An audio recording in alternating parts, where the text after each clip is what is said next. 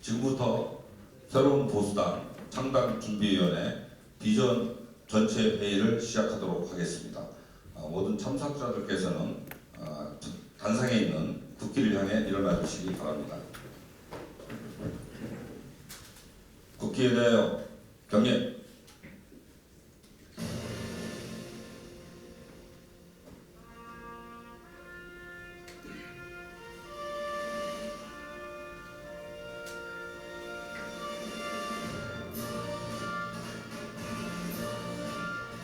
나는 사랑스러운 태극기 앞에 자유롭고 정의로운 대한민국의 무궁한 영광을 위하여 충성을 다할 것을 굳게 다짐합니다.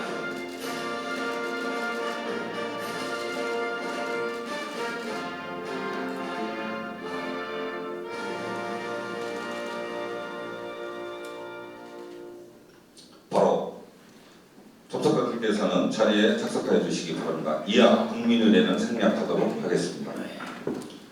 이 이후의 진행은 저희 창당준비위원장이신 하태경 준비위원장님께서 진행하시도록 하겠습니다.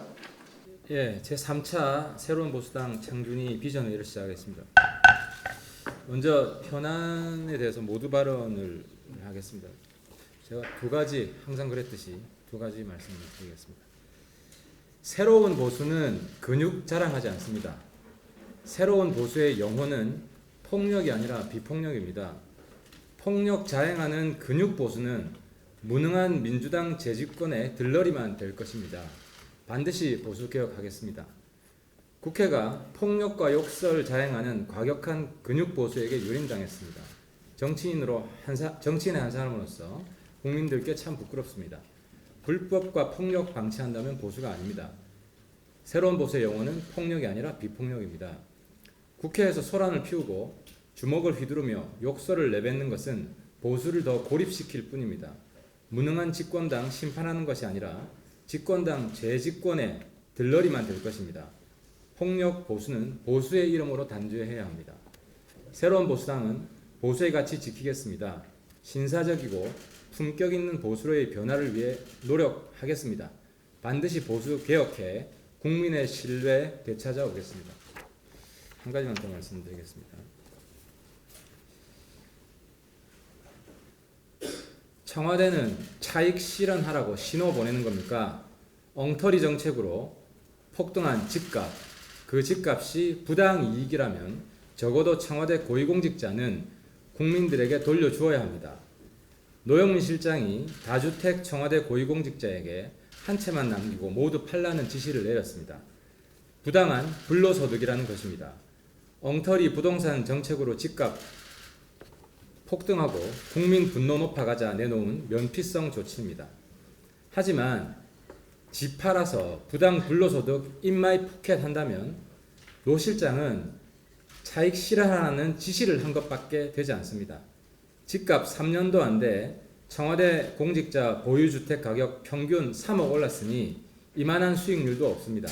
1급 비서관 이상이면 억대 연봉을 받는데 1년에 1억의 추가 보너스까지 챙긴 것입니다.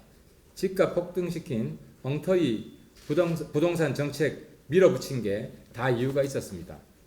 청와대의 주택 정책 진정성 얻으려면 더 제대로 된 조치 내놓아야 합니다. 홍남기 부총리는 주택 통한 불로소득 절대 허용 않겠다고 했습니다. 그렇다면 최소한 집값 폭등에 책임이 있는 청와대 고위공직자는 문정부 이후에 엉터리 부동산 정책으로 얻은 부당 불로소득을 국민들에게 돌려줘야 합니다. 그래야 이 정부의 부동산 정책이 고위공직자 재산 불리기용이 아니라는 것을 입증할 수 있습니다.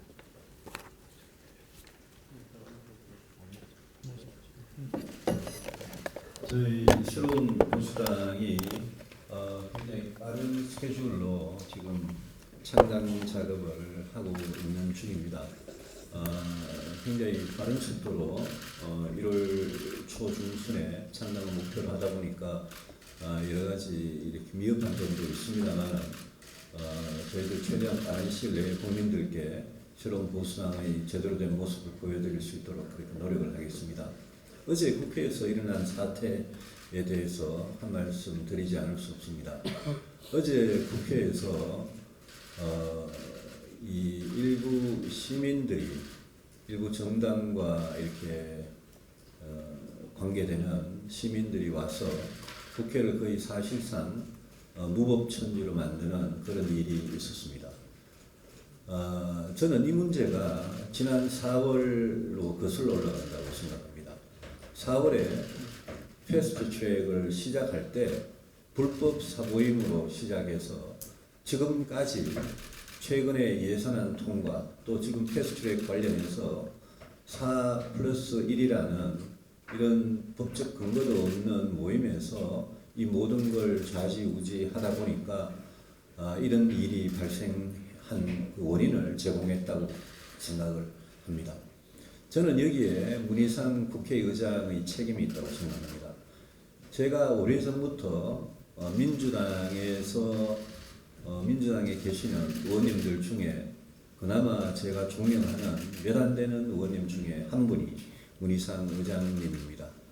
그런데 지난 4월부터 지금 오늘까지 이 국회를 이끌어온 이 모습을 보면서 문희상 국회의장께 정말 큰 실망을 하지 않을 수가 없습니다.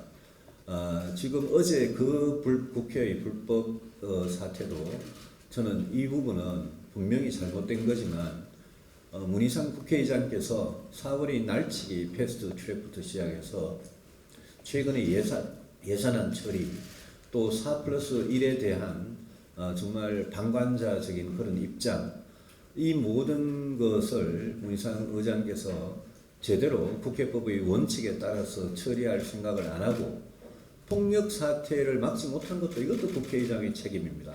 그래서 날치기는 날치기대로 그대로 자행을 하고 국회의 폭력도 막지 못하는 이 국회의장의 이 두 가지 이 무능과 책임에 대해서 정말 통렬하게 지적하지 않을 수 없습니다.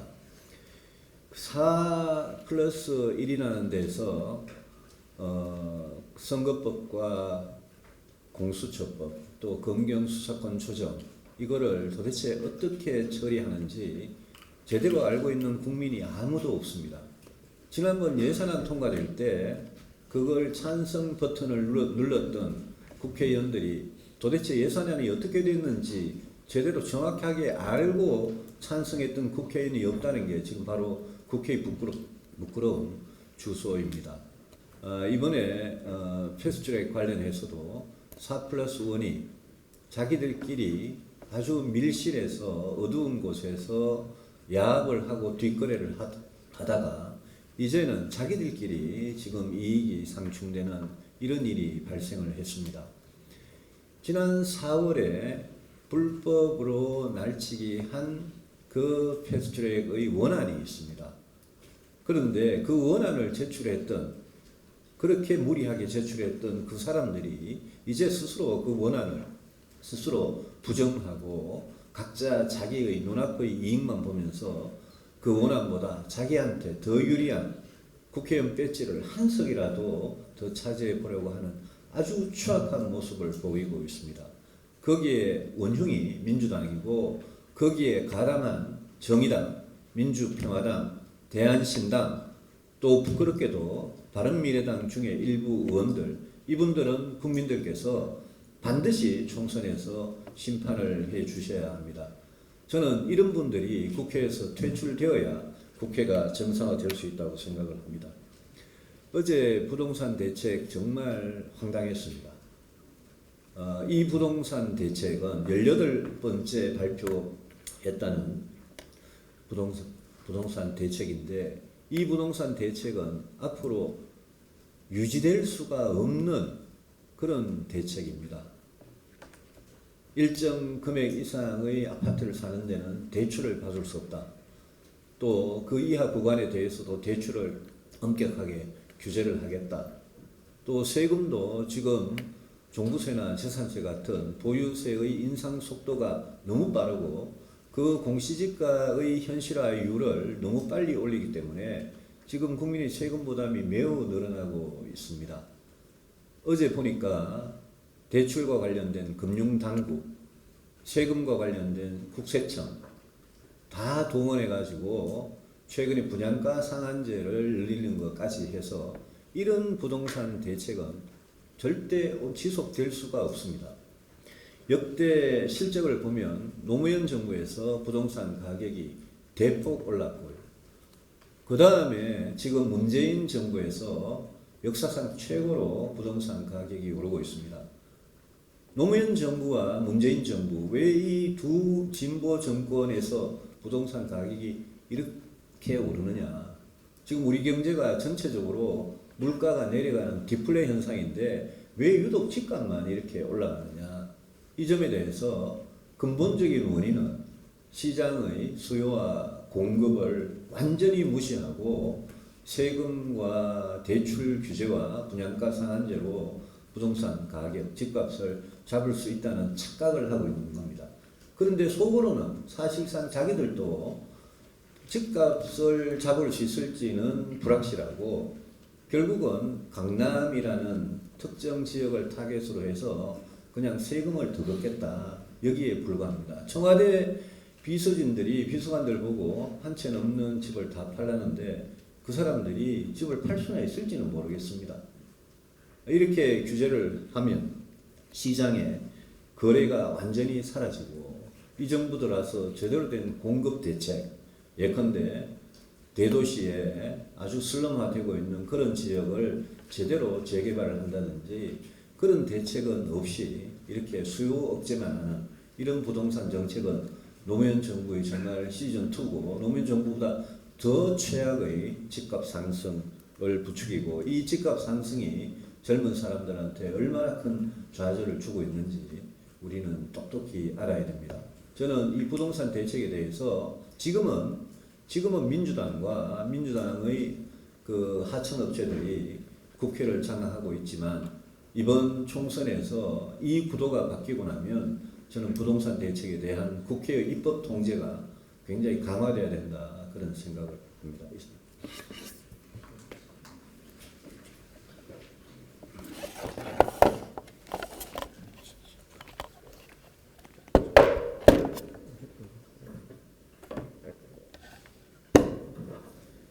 그 누더기 선거제에 대한 집착을 이제 버릴 때가 되었습니다. 그 불법적인 4+1 협의체는 야합의 주체가 됐습니다. 지금 연동형 비례제 논의가 1년 전에 천명했던 표의 비례성 개선, 사표 방지에 그 대의가 있다고 주장하기에는 이미 너무 많이 변질되었습니다. 기초의원은 중선거구제로, 광역의원은 소선거구제와 병립형 비례로, 국회의원은 준연동형 비례제로, 대통령은 단순 다수제로 선출하는 4가지의 선거 방식을 보유한 희한한 국가가 될 수도 있습니다. 4+1의 선거제 협상이 진정성이 있다면 자신들의 이해관계가 걸쳐있는 국회의원 선거만 가지고 이전 투구 중인 것을 이해할 수가 없습니다. 또 4월에 올린 패스트트랙 법안은 225대 75 권역별 석패율제를 포함한 준연동형 비례대표제입니다. 지금 4+1이 논의한다는 수정안들을 다 살펴보면 그 4가지 요소들 중 단 하나도 원안대로 보존되지 못하고 있습니다. 말 그대로 국회법상 패스트트랙 제도의 입법 취지와 다르게 야합 세력이 노래방 가서 1분 남았다고 아무 노래나 신청해놓고 지금 싸우고 있습니다. 이 나쁜 선례가 남게 되면 앞으로 국회는 5분의 3의 세력만 바터를 통해 야합하면 이런 알박기 패스트트랙이 상리화될 가능성이 있습니다. 또한 선거법은 최소한 국민들이 최종안을 놓고 수기할 수 있는 기간을 가져야 합니다. 대의민주주의에서 국민의 대표를 선발하는 방식은 향후 권력구조 등에도 영향을 줄 수 있는 사안입니다. 앞으로 개헌이나 권력구조 개편도 이런 식으로 진행할 겁니까? 국민들이 수기를 통해 찬반 여론을 형성하기도 전에 표결해버리는 날치기 패스트트랙 이제 깔끔하게 포기하고 지난 8개월간 야기한 혼란대에서 야합 세력은 국민 앞에 사죄하십시오. 우리 젊은 정당 부위원장 한 번 더 소개. 네. 젊은 정당 비전위원회 부위원장 박승민입니다. 지금 저희가 제안드리는 새로운 정책이나 혹은 새로운 조직 구조 혹은 저희 청년들의 목소리를 담은 여러 가지 아이디어들이 지금 현재 정치 시스템에 잘 적용되어서 결국에는 청년 문제를 해결할 수 있도록 열심히 노력을 하겠습니다. 지금 현재 공정과 정의, 청년자치, 그다음 기회재달이 이 세 가지 분과로 운영이 되고 있고요. 앞으로 잘 지켜봐 주시면 감사하겠습니다. 이상입니다. 우리 곽승민 부위원장은 전국 원자력 학생회거든요. 서울대 원자력 공학과 2학년인데 다른 의원님